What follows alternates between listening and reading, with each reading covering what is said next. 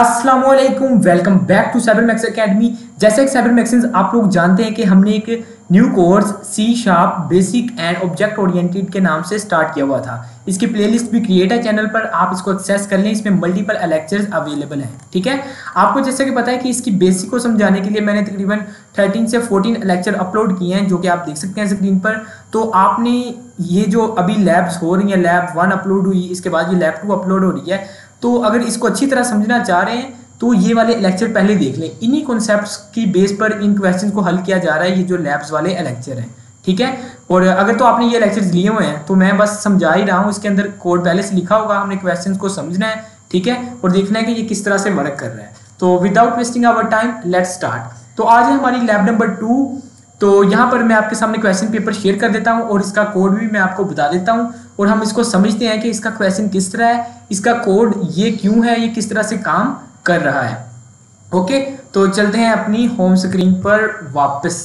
तो आ चुके हैं वापस। सबसे पहले मैं आपको क्वेश्चन पेपर दिखा देता हूँ। ये क्वेश्चन पेपर अगर आपके पास नहीं है तो आप मुझसे व्हाट्सएप पर रब्ता कर सकते हैं। ठीक है, ये चैनल के अबाउट सेक्शन में आपको मेरा नंबर वगैरह मिल जाएगा। ठीक है, तो चलते हैं यहाँ पर। ये आपके सामने क्वेश्चन पेपर आ चुका है। यहाँ पर टोटल इसमें 5 क्वेश्चन हैं। तो सबसे पहले हम पहला क्वेश्चन देखते हैं। अब इसके अंदर क्वेश्चन कौन सा है? क्वेश्चन नंबर 1 है राइट 2 मेथड्स इनपुट एरे। एक मेथड का नाम इनपुट एरे होना चाहिए और दूसरी जो मेथड है उसका नाम आउटपुट एरे होना चाहिए। ठीक है, एक इनपुट एरे को इनपुट करने के लिए, एक उस एरे को डिस्प्ले करवाने के लिए। Where input array method input the element of the array from the user and output print array. ठीक है, मतलब दो मेथड्स बनाने हैं हमने, यानी 2 फंक्शंस बनाने हैं, ये कह सकते हैं। एक मेथड करेगा क्या कि एरे को इनपुट लेगा, दूसरा सिंपल उस एरे को आउटपुट देगा। तो चलते हैं इसके कोड की तरफ। मैं आपको दिखाता हूँ ये किस तरह से काम करता है। ठीक है, तो अगर तो आपने ये वाला, इसलिए कह रहा हूँ, ये अगर आपने ये 1D 2D एरे वाले ये जो लेक्चर हैं ये आपने लिए हुए हैं तो अच्छी तरह इनकी समझ आ जाएगी। ठीक है, तो हम इसको बस समझेंगे इसमें। तो यहाँ पर आ चुका हूँ मैं इसके पेज पर। ठीक है, तो यहाँ पर चलते हैं। यहाँ पर क्या है कि नीचे चलते हैं, पहले मेन फंक्शन पर आ जाते हैं। ये है मेन फंक्शन। ठीक है, ये मेन फंक्शन है। क्या करना है काम? 2 फंक्शंस क्रिएट करनी है, एक इनपुट एरे के लिए, यानी एरे को इनपुट करने के लिए, एक आउटपुट करने के लिए। तो सिंपल मैंने क्या किया पहले कि एक यहाँ पर एरे डिक्लेयर करवाई है इंट टाइप की, उसका नाम क्या रख दिया? Input array. ठीक है, ये वैसे ही डिक्लेयर की है ताकि जो इनपुट वाला एरे है उससे हम रिटर्न करवा के इसमें वैल्यू ले आए। लेकिन बहरहाल हम चलते हैं यहाँ पर वापस, जहाँ पर असल काम शुरू हो रहा है। तो यहाँ पर मैंने क्या किया है, यहाँ पर देख सकते हैं जो आपको स्क्रीन पर नजर आ रहा है, यहाँ से लेकर ये पूरा एरिया, यहाँ से लेकर यहाँ तक क्या है कि एक मेथड बना हुआ है जिसकी क्या है रिटर्न टाइप। क्या यहाँ पर जो रिटर्न टाइप है वो मैंने इंट रखी हुई है, क्योंकि हमने एरे रिटर्न करवाना है तो इसलिए ये मैंने साथ में बॉक्स ब्रैकेट लगा दी। ठीक है, मिसाल आमतौर पर हम जब कोई चीज़ वैल्यू रिटर्न करवाते हैं इंटीजर या डबल, तो हम सिंपल क्या लिखते हैं? स्टैटिक इंट, यानी उसकी डाटा टाइप, और यहाँ पर क्या लिख देते हैं? उस मेथड का नाम। ठीक है, लेकिन जो चीज़ अगर आपने एरे वगैरह रिटर्न करवानी है तो आपको डाटा टाइप के साथ बॉक्स ब्रैकेट लगाना होगी। ठीक है, तो चलते हैं इस मेथड के अंदर। इस मेथड के अंदर मैंने क्या लिखा है? सिंपल एक लाइन प्रिंट करवाई है कि एंटर 10 नंबर्स। यूजर से मैं कह रहा हूँ कि 10 नंबर प्रिंट करवाओ। उसके बाद वैसे ही फॉर्मेटिंग के लिए मैंने एक लाइन खाली छोड़ दी। ठीक है, और उसके बाद क्या किया है कि यहाँ पर एक 10 साइज की एक एरे क्रिएट की है, 2D एरे, इंट टाइप की है। उसका नाम क्या है? मार्क्स है, और उसका जो साइज है वो 10 है। ये हमने 1D एरे जो है उसके लेक्चर में ये हमने पढ़ा हुआ है सिंटैक्स डिटेल के साथ। ठीक है, तो सिंपल मैंने क्या किया, एक एरे को क्रिएट कर दिया 2D। अब मैं क्या करूंगा कि फॉर लूप के जरिए इसमें इनपुट करवाऊंगा। अब फॉर लूप जारी सी बात है, स्टार्ट जब एरे के अंदर प्रिंट करवा रहे हैं तो चलना कहाँ से चाहिए? उसको 0 से, और कहाँ तक? जो मार्क्स डॉट लेंथ, यानी इस एरे की जो लेंथ है उससे कम कम चलना चाहिए। ठीक है, अगर एरे की लेंथ कहाँ 6 है तो उसको कहाँ तक चलना चाहिए? 5 तक। क्यों? क्योंकि 0 से इंडेक्स शुरू हो रहा है, 0 1 2 3 4 5, तो इस तरह से 6 बन जाता है। अब आ जाए इस एरे के अंदर, जब पहली बार लूप चलेगी तो मार्क्स का यहाँ पर आई रख दिया हमने। ठीक है, क्यों? क्योंकि पहली बार लूप चलेगी तो यहाँ पर वैल्यू क्या होगी? 0 होगी। तो यहाँ पर 0 इंडेक्स के अंदर हम यहाँ पर इनपुट करवा रहे हैं यूजर से। ये क्या होगा? इंट डॉट पार्स, यानी यूजर से हम स्ट्रिंग इनपुट करवा रहे हैं, वो उसको इंटीजर में कन्वर्ट करके 0 इंडेक्स पे रख रहा है। ठीक है, अगली बार लूप चलेगी, यहाँ पर वैल्यू 1 हो गई, यहाँ पर भी 1 हो गई। यहाँ पर 1 इंडेक्स पे आ जाएगा, फिर इस तरह 2 इंडेक्स पे, 3 इंडेक्स पर। तो ये जो पूरी फॉर लूप जब चलेगी तो ये वाली जो एरे बनाई है हमने, इसके अंदर 10 वैल्यूज स्टोर हो जाएंगी।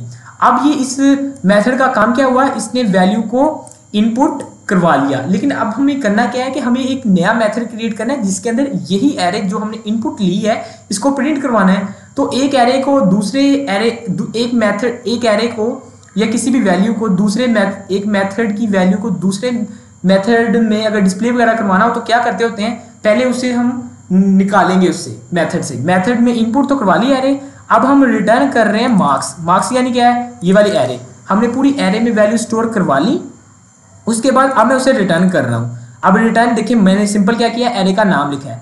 यहाँ पर ध्यान रखना है ये वाली जो चीज़ है, ये जो है, ठीक है, इस पर आपने ध्यान रखना है कि अगर आप रिटर्न एरे करवा रहे हैं तो यहाँ पर आपने बॉक्स ब्रैकेट जरूर लगानी है। अगर इंटीजर वगैरह करवा रहे हैं तो सिंपल बॉक्स ब्रैकेट की जरूरत नहीं है, ठीक है।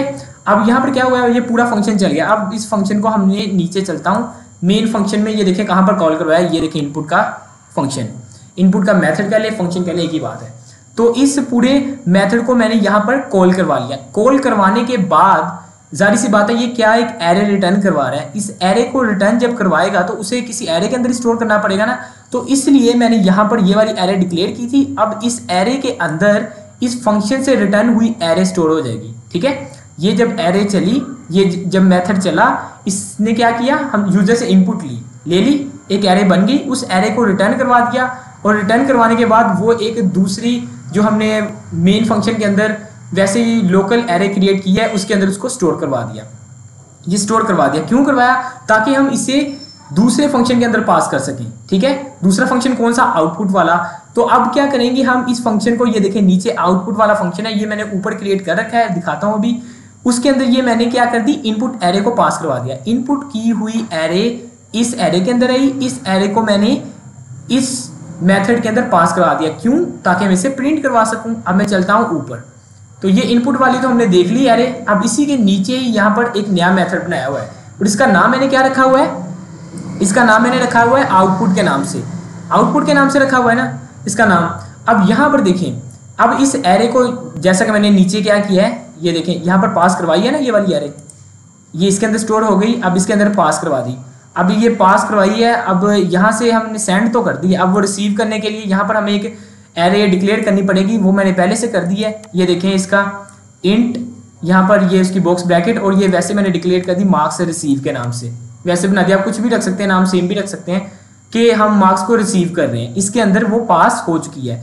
अब क्या हुआ है, इनपुट ली हुई, इस इनपुट जो एरे ली हुई है वो क्या हो गई है, आउटपुट वाले मेथड के अंदर हमने उसे पास करवा दिया, क्यों, ताकि हम उसे प्रिंट करवा सकें। अब हम उसे प्रिंट करवाएंगे, ये सिंपल मैंने एक लाइन वैसे खाली प्रिंट करवा दी। उसके बाद एंटर, एंड यहाँ पर लिखते हैं यू एंटर्ड, ठीक है। तो यहाँ पर लिखा है यू एंटर्ड कि आपने ये एंटर किया है, ठीक है, एंड आपने ये वैल्यूज एंटर किए। फिर से एक लाइन स्किप कर दी और यहाँ पर फिर से फॉर लूप चला दी।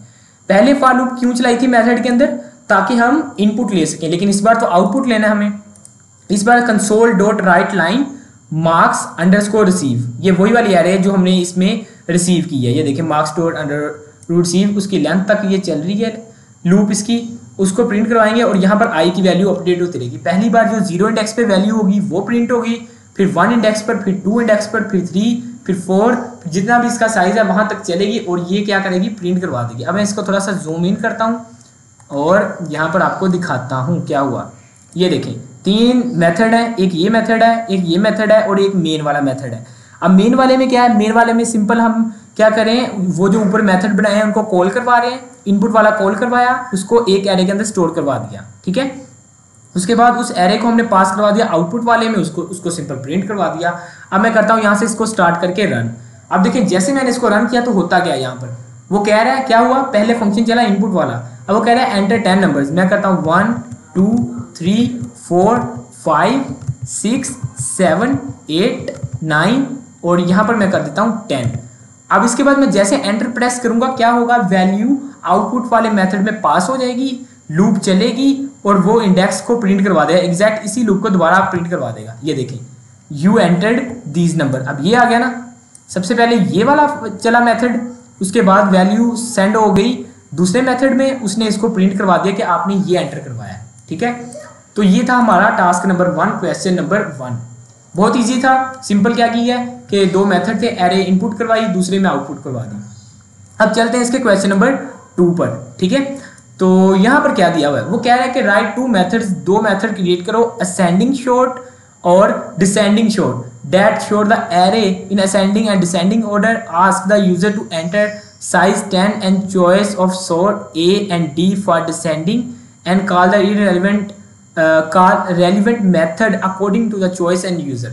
वो कह रहा है कि यूजर से एक एरे इनपुट करवाओ, ठीक है, वो उसमें रैंडम वैल्यूज पुट करेगा।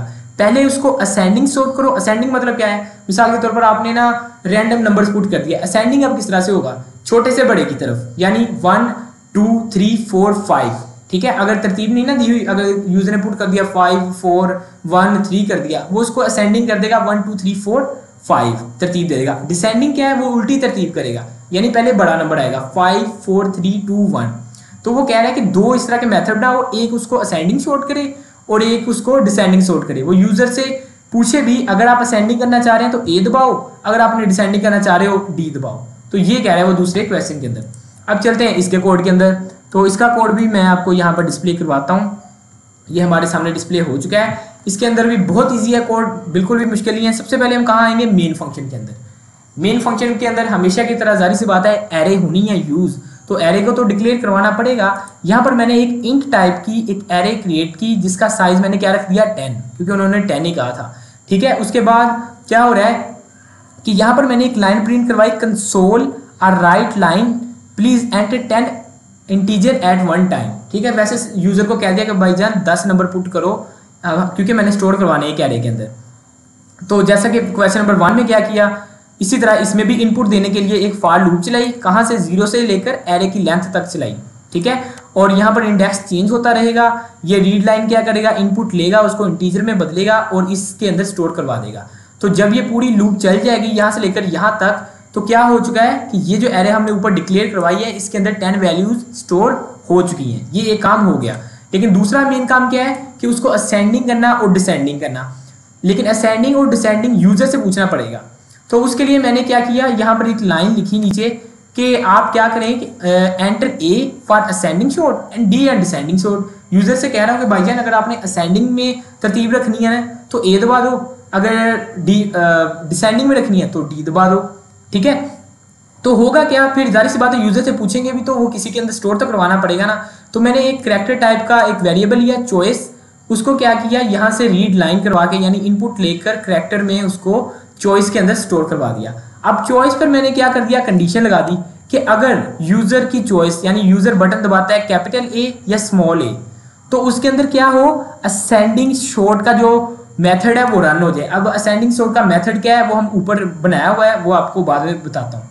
अगर तो यूजर क्या करता है, डी दबा देता है, वो इफ एल्स इफ में रख दिया या स्मॉल डी दबा देता है, तो तब डिसेंडिंग ऑर्डर वाला चल जाए मेथड, ठीक है।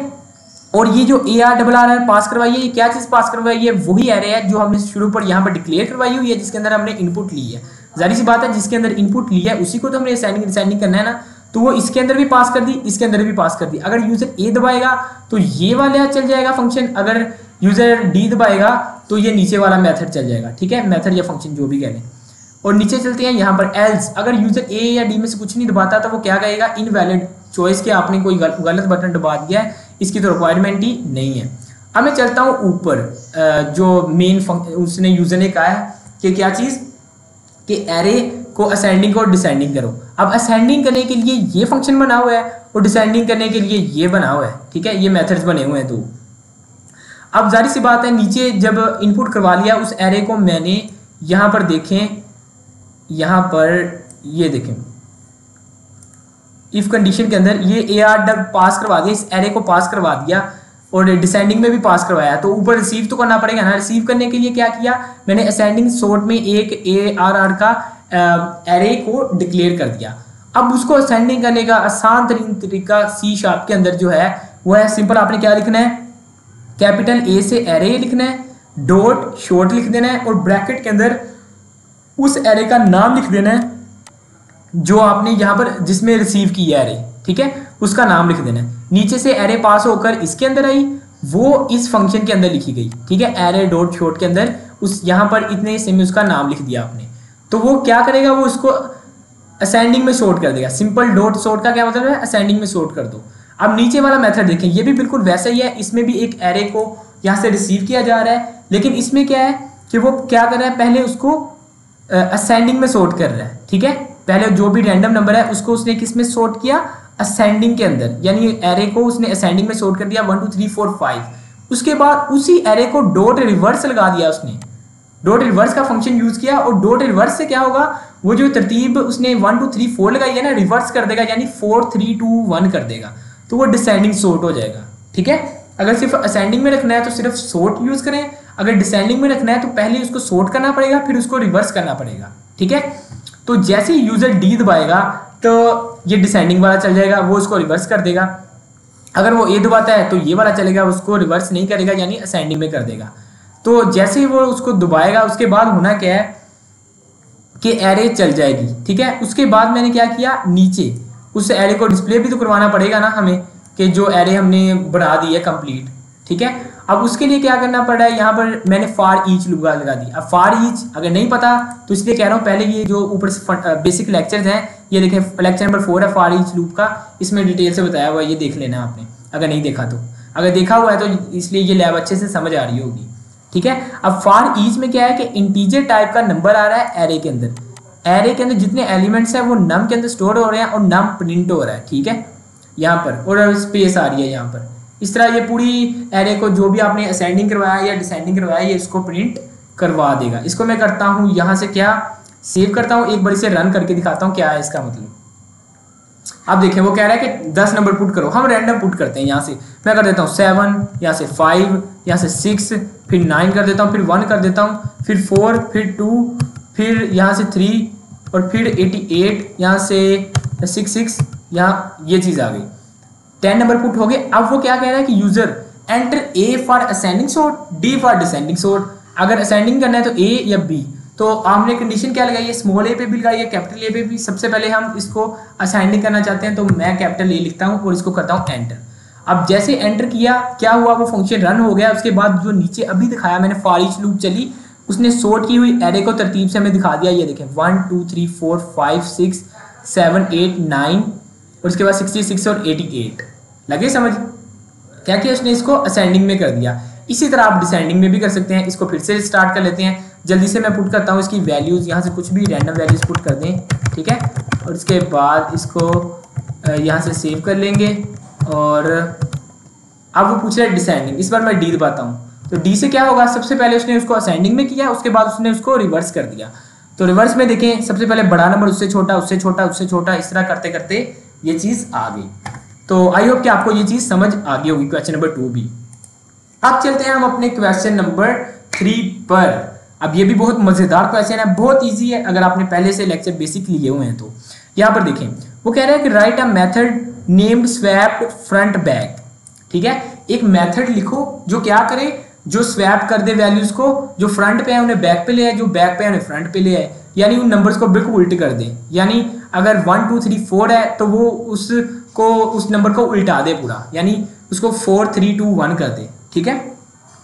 तो वो किस तरह से करेगा, that takes input an array of integer, जो कि एक मेथड बनाओ जो कि एरे इनपुट लेता हो। उसके बाद method should swap first element in last, ठीक है। इसी तरह वो कह रहा है कि यहाँ पर आपने क्या करना है, फर्स्ट को लास्ट में बदल देना है, ठीक है। Method should check if error is empty prevent error, अगर एरर एम्प्टी हो तो वो उसे एरर देगा, ठीक है। ये भी करवाना है। Test your method with array of different length and varying the front और बैक, ठीक है। वो कह रहा है कि इसकी लेंथ को आप चेंज करके देखें, फिर उसको वेरीफाई करेंगे या क्या ये रिवर्स करता है या नहीं उसको करता। अब देखते हैं ये किस तरह से काम करता है। अब चलते हैं हम क्वेश्चन नंबर यहाँ से 3 पर, ओके। हाँ, अगर आप मोबाइल वगैरह पर लेक्चर ले रहे हैं तो ये परेशानी होना कि यहाँ पर छोटे छोटे नज़र आ रहे हैं। मैं वैसे जूम तो कर देता हूँ, अदरवाइज अगर आपको नहीं पता तो अगर स्क्रीन को आप फुल स्क्रीन कर लें मोबाइल को, उसके बाद आप जिस तरह पिक्चर पर जूम करते हैं इस तरह स्क्रीन को जूम करेंगे तो आप किसी भी वीडियो के किसी भी पार्ट पर आप जूम कर पाएंगे, ठीक है। वरना अदरवाइज लैपटॉप या कंप्यूटर पर देख रहे हैं तो आप इजीली विजिबल है सारा कोड। मैं वैसे भी जूम करके रखता हूँ, ठीक है। तो चलते हैं इस पर। सबसे पहले क्या करते होते हैं, मेन फंक्शन पे आ जाते हैं। मेन फंक्शन क्या है कि उसने क्या किया, एक मेथड क्रिएट करो जो एरे को इनपुट करे। तो सबसे पहले तो मेन के अंदर मैंने क्या कर दिया, एक फंक्शन क्रिएट कर दिया यहाँ पर एक एरे क्रिएट कर दी। मेन के मेथड के अंदर यहाँ पर मैंने एरे क्रिएट कर दी जिसका साइज क्या है 5। उसके बाद यूजर से कह दिया कि भाईजान 5 नंबर इंटीजर एंटर करो, एक ऐसा इंटीजर एंटर करो जिसमें 5 डिजिट्स हों, यानी 1 2 3 4 5 या कोई भी जिसमें 5 डिजिट्स हों वो एंटर करो। तो जाहिर सी बात है जब एंटर करवाना है यूजर से तो फॉर लूप तो लगेगी इंटीजर उसके अंदर, एरे के अंदर हम करवा रहे हैं। तो वही मेथड के यहाँ पर फॉर लूप के जरिए मैंने क्या किया, इंटीजर टाइप के अंदर वैल्यूज स्टोर करवा ली। उसके बाद स्वैप फ्रंट बैक नाम का एक मेथड बना हुआ है ऊपर, उसके अंदर इस एरे को, ये जो नम है जो हमने इनपुट ली है उसको पास करवा दिया। ओके, अब चाहें तो आप इसको वहां पर भी इनपुट ले सकते हैं उसके अंदर, ये जो स्वैप वाला फंक्शन है इसके अंदर, ठीक है। कोशिश करें आप इसमें ले लें, फिर ये पास नहीं करवानी पड़ेगी। तो यहाँ पर चलते हैं, यहाँ पर क्या लिखा हुआ है, जैसे इस फंक्शन के अंदर ये देखें रिसीव करने के लिए एक और एरे यहाँ पर डिक्लेयर है जो यहाँ पर इसको रिसीव कर रही है, रिसीव कर लिया उसने। अब यहाँ पर क्या हो रहा है, वो कह रहा है कि न्यू नंबर, यानी ये मकसद क्या है इस मेथड का, ये इस नंबर को उल्टा देगा। अगर 1 2 3 4 है तो वो उसे 4 3 2 1 कर देगा। अब वो किस तरह से करेगा वो देख लें। यहाँ पर मिसाल के तौर पर अगर किसी एरे के अंदर, यहाँ पर मैं एग्जांपल देता हूँ, एक किसी एरे के अंदर 0 इंडेक्स पे 1 पड़ा है, 1 इंडेक्स पर 2, 2 इंडेक्स पर 3 और 3 इंडेक्स पर 4 पड़ा हुआ है, यानी 1 2 3 4। अब ये क्या है, इसको प्रिंट करवाने के लिए मैं एक सिंपल फॉर लूप चलाऊंगा जो 0 से चलेगी और इस एरे की लेंथ से कम चलेगी, तो तब ये 1 2 3 4 होगा। लेकिन हम क्या चाहते हैं कि इस तरह प्रिंट हो उल्ट, यानी उल्ट कैसे प्रिंट होगा, उल्ट प्रिंट होने का मतलब क्या है कि पहले लास्ट इंडेक्स हो, फिर उससे कम, फिर उससे कम, फिर 0 आए। तो इसके लिए क्या होगा, हमें लूप को उल्टा चलाना पड़ेगा। पहले क्या करते थे, स्टार्ट हम 0 से करते थे और खत्म कहाँ पर करते थे, उस एरे के साइज से कम। लेकिन इस पर हम उल्टा करेंगे कि इसके साइज का, जो इसका टोटल साइज जो है एरे का, वहां से स्टार्ट करवाएंगे और 0 इंडेक्स तक चलाएंगे ताकि उल्टे नंबर प्रिंट हो। तो इसलिए ये जो फॉर लूप लगी हुई है ना यहाँ पर, ये देखें फॉर लूप, ठीक है। इसको मैं यहाँ पर क्या कर देता हूँ, खत्म, इसको करता हूँ सेव। ये देखिए फॉर लूप क्या है, इस पर इनिशियलाइज 4 से हुई है, क्यों, क्योंकि एरे का साइज 4 है, स्टार्टिंग 4 से हुई है और यहाँ पर इस पर ग्रेटर देन है, पहले लेस देन होता था, ठीक है। कंडीशन उल्ट होगी, जब कुछ रिवर्स वगैरह प्रिंट करवाना हो ना तो तब कंडीशन उल्ट कर देते होते हैं। अगर यहाँ पर खत्म होना है वहां से हम शुरू कर रहे हैं, यानी उसका साइज, ताकि पहले लास्ट इंडेक्स प्रिंट हो, हमने नंबर को उल्ट करना है ना, इसलिए कर रहे हैं हम। फिर उसके बाद 0 से कम चलेगी और इंडेक्स माइनस होता जाए, यानी पहले 4 इंडेक्स प्रिंट हो, लास्ट वाला डिजिट प्रिंट हो, फिर उससे पिछले वाला, फिर उससे पिछले वाला, फिर उससे पिछले वाला, फिर 0। और यहाँ पर सिंपल क्या हो रहा है कि मैं उस इंडेक्स को एक वेरिएबल के अंदर स्टोर करवा रहा हूँ और उसको प्रिंट करवा रहा हूँ, ठीक है। अब मैं इसको करवा के दिखाता हूँ रन। तो यहाँ से करते हैं इसको स्टार्ट रन। अब देखिए वो कह रहा है एंटर 5 डिजिट नेम, तो यहाँ से स्टार्ट कहाँ से होगा, 1 2 3 4 5 कर दिया। अब जैसे मैं एंटर दबाऊंगा वो फंक्शन चलेगा और होगा क्या कि उसके अंदर जो रहती हैं वैल्यूज वो उसको प्रिंट करवा के हमें आंसर दे देगा। इसके लिए हमें क्या करना होगा, इसको मैं करता हूँ यहाँ से एक बार फिर से रन करता हूँ। तो इसको रन करने के लिए यहाँ पर राइट क्लिक करते हैं, जैसा कि पहले लेक्चर में बताया था। अगर कोई प्रॉब्लम आ रही हो तो यहाँ पर करंट सिलेक्शन सिलेक्टेड है, यहाँ पर ओके करता हूँ मैं। और क्वेश्चन नंबर हम कर रहे हैं 3 यहाँ पर, तो यहाँ से मैं 3 दोबारा ओपन करता हूँ।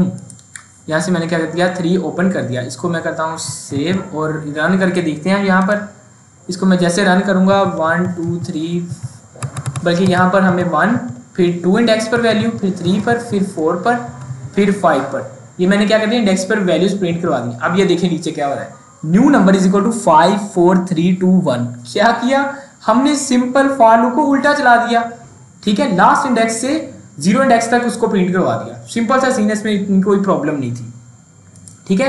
ये है फ्रंट टू बैक, इसको रिवर्स करना। अगर इसी को दोबारा आपने सीधा करना हो तो फिर से लूप चला दें, लेकिन इस बार 0 से स्टार्ट कर दें और उल्टा नहीं, इस बार सीधा प्रिंट करवाएं उसको, ठीक है। अब चलते हैं नेक्स्ट क्वेश्चन के अंदर। बहुत अमेजिंग क्वेश्चन है ये, हमने 3 देख लिए। अब 4th क्वेश्चन पे आते हैं। अब वो कह रहा है ask the user to enter 3 by 3 matrix और उसके बाद print sum of these array on the screen, ठीक है। अब इस एरे को आपने क्या करना है, इनके सम भी प्रिंट करवा के दिखाने हैं। तो 3x3 का क्या मतलब है, यानी रोज एंड कॉलम, यानी 2D एरे। अब 2D एरे के लिए कौन सा कॉन्सेप्ट हमने, लेक्चर नंबर यहाँ पर है 7, लेक्चर नंबर 7 में हमने 2D का कॉन्सेप्ट पढ़ा हुआ है। अगर आपने ये अच्छी तरह लिया तो ये क्वेश्चन इजीली हल कर पाएंगे। तो दिखा ही देता हूँ इसका भी कोड में ये किस तरह से सोल्व हुआ, बहुत ईजी है, परेशान होने की बिल्कुल बात नहीं है। यहाँ से मैं करता हूँ इसको ओपन, ठीक है। और हमेशा की तरह पहले हम मेन के फंक्शन पे जाते होते हैं। तो यहाँ पर कहाँ से मेन शुरू हो रहा है, इस बार सारा कोड ही हमने मेन के अंदर किया है, कोई फंक्शन वगैरह बनाएंगे तो मेन ही ठीक है। सबसे पहले मैंने क्या किया, 3x3 की हमें एरे चाहिए ना, 3x3 की हमें 2 एरे चाहिए, और उसके बाद हम क्या करेंगे, उसको प्रिंट करवाएंगे। यहाँ पर ये लिखा हुआ है, ये देखें 2 3x3 मैट्रिसेस, 3x3 की 2 एरे चाहिए हमें। तो सबसे पहले मैंने एक एरे R1 के नाम से बनाई 3x3 की, ठीक है। ये सिंटैक्स आपको याद है ना, जब 2D होता है तो यहाँ पर कॉमा रखते हैं और यहाँ पर पहला रो को रिप्रेजेंट करता है, दूसरा कॉलम को। इसी तरह दूसरी एरे क्रिएट की ARR2 के नाम से, यहाँ पर 3, यहाँ पर 3, यहाँ पर इसके बाद कॉमा लगा दिया, sum is equal to new int, यहाँ पर 3 और यहाँ पर मैंने क्या कर दिया 3 लिख दिया। ये किस लिए, ये दोनों एरे को सम करवाकर तीसरी एक एरे में हम उसको सेव कर देंगे। अब देखते हैं ये काम किस तरह से करता है, बहुत मजा आने वाला है इस क्वेश्चन में। पहला तो सिंपल क्या करेंगे, 2 एरे है ना, उनमें इनपुट्स करवाएंगे। इनपुट आपको पता है कि जब 2D एरे होती है तो क्या करते होते हैं, हम नेस्टेड फॉर लूप लगाते होते हैं। तो पहली जो बाहर वाली लूप होती है वो किसको रिप्रेजेंट करती है, R को, यानी रोज को, और अंदर वाली कॉलम्स को। तो ये 0 से लेकर 3 तक, 0 से लेकर ये 3 से कम चलेगा, यानी 2 तक चलेगा। तो 3 रोज और 3 कॉलम। पहली बार जब एरे चलेगी तो A की वैल्यू यहाँ पर क्या होगी 0 और B की वैल्यू क्या होगी 0, यानी 0 0 कॉलम पर। दूसरी बार 0 और फिर 1 होगी, ठीक है। ये देखें यहाँ पर A की वैल्यू 0 और यहाँ पर भी A की वैल्यू 0 पहली बार जब लूप चलेगी। फिर दूसरी बार जब चलेगी फिर वैल्यू यहाँ पर B की बढ़ जाएगी, फिर तीसरी बार चलेगी B की बढ़ जाएगी। ये अपने लेक्चर में समझा हुआ है कि किस तरह से वैल्यू चेंज होती है, ठीक है। ये इतना समझ लें, बाहर वाली लूप रोज को रिप्रेजेंट करती है, रोज के इंडेक्स को, और अंदर वाली जो लूप है वो कॉलम्स के इंडेक्स को। यहाँ पर मैंने सिंपल ARR1 जो पहली एरे डिक्लेयर करवाई है, ये वाली इसके अंदर इनपुट करवाने लगा हूँ मैं। इस लूप का क्या काम है, उसके अंदर इनपुट करवाना पहली एरे के अंदर 3x3 की। ये जब चलेगी इसके अंदर इनपुट हो जाएगा, ठीक है। उसके बाद मैंने वैसे ही सिंपल एक लाइन छोड़ दी यहाँ पर प्रिंट करवाने के लिए। फिर मैं नीचे एक और फॉर लूप चला रहा हूँ, क्यों, ताकि दूसरी जो एरे है मैं उसको प्रिंट करवा सकूँ, ठीक है ना। हमें दूसरी को भी तो यहाँ पर प्रिंट करवाना है ना। तो यहाँ पर ये देखें, पहले इसको करवाया यहाँ पर प्रिंट, इनपुट करवाया इसके अंदर पहले एरे के अंदर। अब यहाँ पर एरे 2 पर आ जाए, यहाँ पर भी डबल फॉर लूप लगी हुई है। यहाँ पर ये देखें क्या लगा हुआ है, AR2 है। इस बार A भी वही है कि लूप चलेगी, पहली बार 0 0 इंडेक्स होगा, फिर दूसरी बार 0 1, फिर 1 1, इस तरह, ठीक है। तो इस तरह से ये लूप कंप्लीट 2D एरे चल जाएगी। ये क्या होगा, जब ये दोनों लूप चल जाएंगी तो पहली और दूसरी एरे के अंदर 3 रोज और 3 कॉलम्स के साथ डाटा इनपुट हो चुका है, ठीक है। और जो यहाँ पर तीसरी लूप चल रही है, इसके अंदर क्या हो रहा है, इसके अंदर जो हमने सम वाली एरे बनाई हुई है ना ऊपर, उसके अंदर हम क्या करेंगे, सम वाली एरे, इसमें हम जो दूसरी पहले ये 2 बनाई हुई है ना, ये वाली 2 बनाई हुई है एरे, इनके पहले एलिमेंट को, फिर दूसरे एलिमेंट को, फिर तीसरे एलिमेंट को, फिर हम दूसरी रो पर आ जाएंगे, ठीक है। दूसरी रो पर आने के बाद क्या होगा, हम फिर दूसरी रो के पहले एलिमेंट को सम करवाएंगे और इसके अंदर स्टोर करवाते जाएंगे, ठीक है। तो यहाँ पर मैं क्या करता हूँ, मिसाल के तौर पर यहाँ से ना मैं आपको इसका स्केच दिखा देता हूँ, सम मैट्रिसेस, सम ऑफ मैट्रिसेस, ठीक है। आपको एक इमेज दिखाता हूँ इसकी, ताकि आपके जहन में एक अच्छी सी इमेज बन सके कि ये हो क्या रहा है। यहाँ पर सम ऑफ मैट्रिसेस की अच्छी सी इमेज यहाँ पर मिल जाएगी हमें, ये रही। यहाँ पर चलते हैं, ठीक है, और ये देखें, ठीक है। तो मिसाल के तौर पर हमारे पास है यहाँ पर, इसको मैं ओपन करता हूँ यहाँ पर। तो जैसे मैंने इस इमेज को ओपन किया तो आपके सामने क्या हुआ कि वो वाली इमेज आ चुकी है, ये देखें, ठीक है। ये मिसाल के तौर पर 2 एरे हैं, इसके अंदर हमने इनपुट करवा लिया, फिर इसके अंदर इनपुट करवा लिया। जब ये चलेगा ना, सम वाला मेथड चलेगा, उसमें क्या होगा, वो पहली एरे के पहले एलिमेंट को दूसरी एरे के पहले एलिमेंट में प्लस करेगा, ठीक है। और उसको क्या करेगा, एक तीसरी एरे बनाएगा जिसके अंदर उसको सम करवा देगा। फिर पहली एरे के दूसरे एलिमेंट को दूसरी एरे के दूसरे एलिमेंट में सम करवाएगा। इस तरह क्रॉसपोंडेंस में वो सम करवाता जाएगा और एक नई एरे क्रिएट करेगा जिसके अंदर उसको प्रिंट करवा देगा। सिंपल, ठीक है। अब मैं क्या करता हूँ, यहाँ पर कोड पर वापस आता हूँ। यहाँ पर इसका ना कोड बता ही देता हूँ, दिखा देता हूँ। जहाँ पर ये दोनों सम हो रहे हैं, ये देखें। सबसे पहले जब लूप चलेगी ए बी की वैल्यू यहाँ पर 0 0, पहले एरे का पहला एलिमेंट और दूसरे एरे का भी पहला एलिमेंट दोनों सम होंगे और सम वाली एरे के अंदर 0 इंडेक्स पर उसका सम स्टोर कर देंगे। समझ आ गई? फिर क्या होगा, फिर वो यहाँ पर उसको सम को प्रिंट करवा रहा है, ठीक है। इस तरह पूरी ये एरे लूप चलेगी और फिर इसको कंप्लीटली प्रिंट करवा देगा। अब मैं इसको ना रन करके दिखाता हूँ यहाँ से, फिर समझ आएगी जरा अच्छी।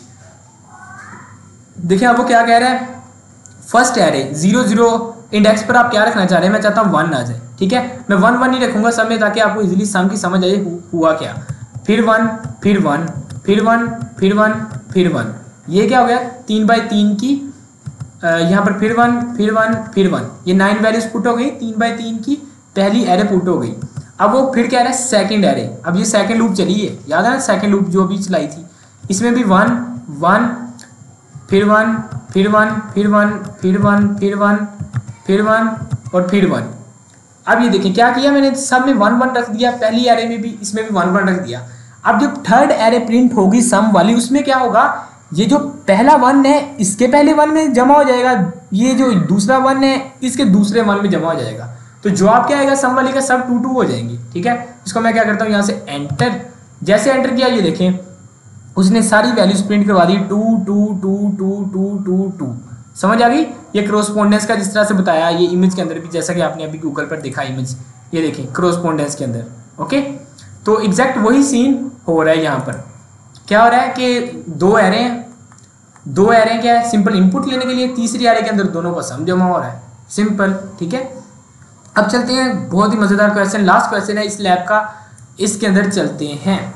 यहाँ पर वो कह रहा है कि write a program that finds and display the maximum values in 2 dimensional array. 2 dimensional array के अंदर मैक्सिमम वैल्यू बताओ और उसके बाद array should be declared 4 by 5, ठीक है। यानी इसमें 4 रोज हों और 5 कॉलम्स हों।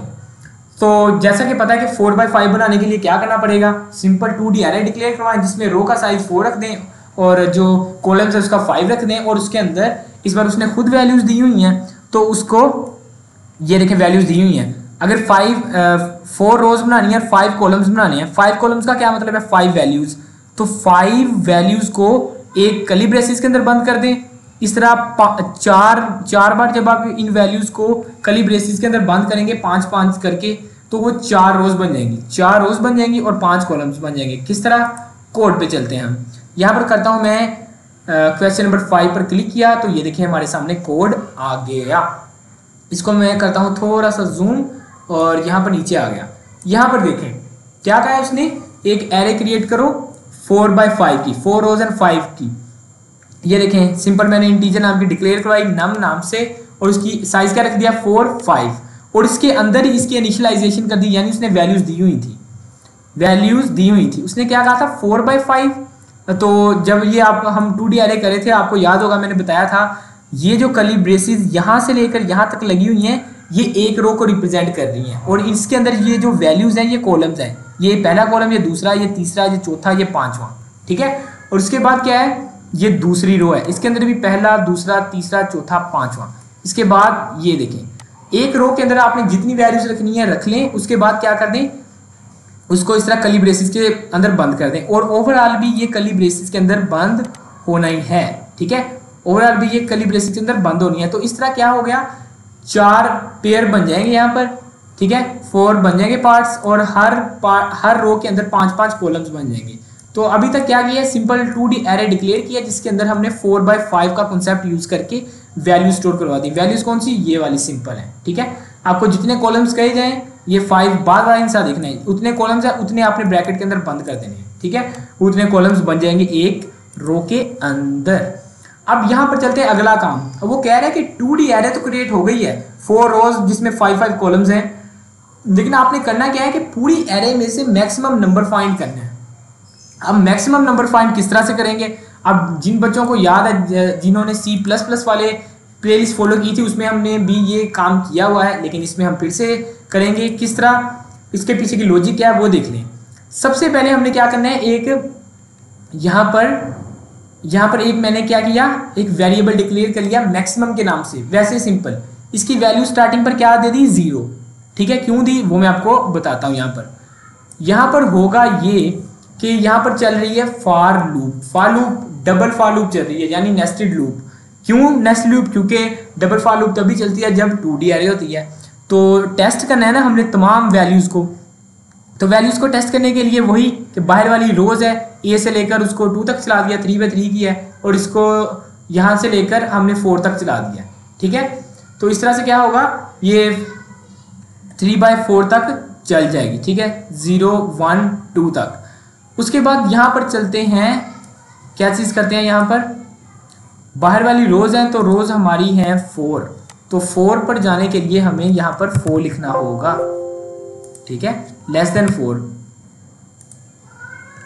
इसको क्या करते हैं यहाँ पर, ठीक है, ये 3 तक चल गई, ये 4 तक चल गई। ये अपने साइज हमने देखा है जिस तरह से हमने पहले रखा है, जितनी रोज़ है उतने कारण उससे कम रख लें आप। उसके बाद यहाँ पर आपने क्या करना है कि ये है मेन काम सेकंड फॉर लूप के अंदर, ये है कंडीशन, इफ़ की कंडीशन, ये याद कर लें, ये होती है मैक्सिमम नंबर को फाइंड करने की। क्या कि ये जो मैक्सिमम का वेरिएबल हमने 0 क्रिएट किया है, ये उसके साथ इफ़ कंडीशन लगाएगा कि अगर ये जो पहला नंबर है यानी 0 0 इंडेक्स पर ये जो वैल्यू आ रही है ऊपर एरे के अंदर जो वैल्यू पड़ी हुई है, अगर तो वो मैक्सिमम से बड़ी है तो क्या करें कि मैक्सिमम की वैल्यू वो बन जाए। ठीक है, यानी स्टार्टिंग पर वैल्यू क्या है, 0। मिसाल के तौर पर यहाँ पर पहले इंडेक्स पर वैल्यू आ गई 1, तो 1 क्या मैक्सिमम से बड़ी है? जी बड़ी है। तो क्या होगा, उसकी बॉडी के अंदर मैक्सिमम की वैल्यू क्या हो गई, यहाँ पर 1 हो गई। ठीक है, अब जब दूसरी बार लूप चलेगी, अब मैक्सिमम की वैल्यू क्या हो चुकी है, यहाँ पर 1। अब यहाँ पर इंडेक्स भी चेंज हो चुका है। अब वो देखेगा कि ये जो नंबर आ रहा है क्या ये मैक्सिमम से बड़ा है। अगर तो बड़ा है तो क्या हो, तो वो मैक्सिमम की वैल्यू को फिर अपडेट कर दे। ठीक है, मैक्सिमम की वैल्यू को फिर अपडेट कर दे कि ये उससे बड़ा है, तो उसने क्या किया, उस वैल्यू को मैक्सिमम नंबर के अंदर स्टोर करवा दिया। मिसाल के तौर पर उसने 3 पुट किया था, वो 3 आ गया, वो 2 से पहले वाले नंबर से बड़ा है, तो वो उसने मैक्सिमम को रिप्लेस कर दिया। अब मैक्सिमम के अंदर क्या है, 3 पड़ा हुआ है। अब जब अगली बार लूप चलेगी तो तीसरे इंडेक्स पर अगर वैल्यू मिसाल के तौर पर 2 पड़ी हुई है, तो क्या 2 बड़ा है मैक्सिमम से? नहीं। तो क्या होगा, ये वाली कंडीशन नहीं चलेगी, फिर से लूप चलेगी, फिर यहाँ पर इंडेक्स पर वैल्यू आएगी, यहाँ पर 5 आ गई। क्या 5 बड़ा है मैक्सिमम से? जी हाँ बड़ा है। ठीक है, लास्ट टाइम मैक्सिमम की वैल्यू क्या थी, 3। तो जैसे ही, तो जब भी ये पूरी लूप चल जाएगी, क्या होगा, अगर तो वो मैक्सिमम वैल्यू से बड़ी आती रही तो वो मैक्सिमम की वैल्यू के अंदर स्टोर हो जाएगी, यानी हमें ये जो मैक्सिमम है इसके अंदर वो मैक्सिमम नंबर स्टोर होता रहेगा। कंपैरिजन वो मैक्सिमम की पहली वैल्यू से कर रहा है और अपने आप को अपडेट करता जा रहा है, ताकि क्या हो, एट द एंड जब ये लूप खत्म हो तो इस मैक्सिमम के वेरिएबल के अंदर एक मैक्सिमम वैल्यू हो। ठीक है, आई होप कि आपको समझ आ गई होगी। आप फिर लास्ट पर क्या कर रहे हैं, हम simple console dot right and maximum यहाँ पर मैक्स को प्रिंट करवा रहे हैं।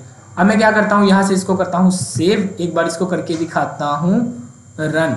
एक बार मैं इसे काम करता हूँ, क्लोज करके यहाँ से फिर से ओपन करते हैं इसको क्या करता हूँ, यहाँ से स्टार्ट पर क्लिक करता हूँ। जैसे स्टार्ट करूँगा आप वो देख रहे हैं वो मैक्सिमम नंबर है जो 105 दे रहा है, पहले दे दिया। किस तरह, क्योंकि इसके अंदर ये देखें, ये जो ऊपर हमने एरे डिक्लेयर करवाई हुई है वैल्यू, ये देखें इसके अंदर 105 यहाँ पर पड़ा हुआ है, तो ये पूरी एरे के अंदर सारी वैल्यूज देख लें, 105 सबसे बड़ा है। क्या हुआ है उसके पीछे प्रोसेस, ये बस लूप चली है और उसने कंडीशन चेक करता गया है, मैक्सिमम की वैल्यू को अपडेट करता रहा है। ठीक है, तो आई होप कि आपको समझ आ गई होगी। तो आज की लैब में सिर्फ इतना ही है, टोटल 5 क्वेश्चन थे। इससे पिछली लैब में भी हमने देखा कि टोटल आई थिंक 10 क्वेश्चन थे जो कि हमने अच्छी तरह से समझे। तो अगर आप चाहते हैं कि इस तरह के लेक्चर अमेजिंग आते रहें, साथ साथ प्रैक्टिस करने के लिए लैब्स के भी लेक्चर आते रहें, तो चैनल को सब्सक्राइब करके रखें, प्लेलिस्ट को सीक्वेंस के साथ फॉलो करें। खुद अगर पढ़ रहे हैं तो अपने दोस्तों के साथ भी इसको जरूर शेयर करें, ठीक है, ताकि सबका इसको फायदा पहुंच सके। तो मैं मिलता हूं आपको एक अमेजिंग लेक्चर के साथ, तब तक के लिए इकबाल के शहीनों, अल्लाह हाफिज।